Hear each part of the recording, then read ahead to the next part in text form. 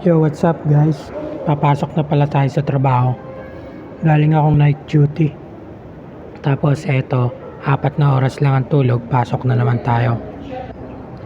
Araw-araw ganito ginagawa ko, babiyahe papunta sa trabaho.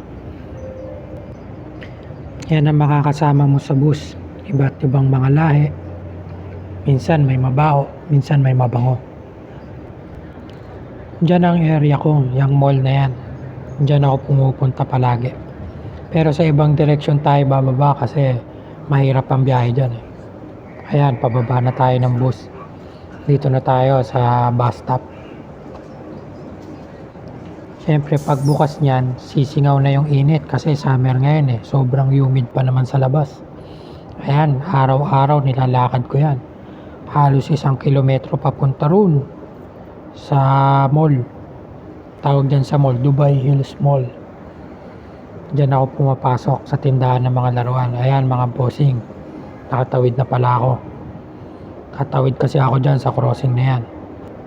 Di na rin ako nagmadaling maglakad.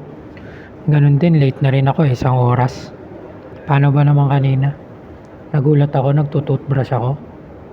Bigla bumula bibig ko. Kala ko mamamatay na ako. So paano? Trabaho muna tayo. Sige na, hanggang sa muli.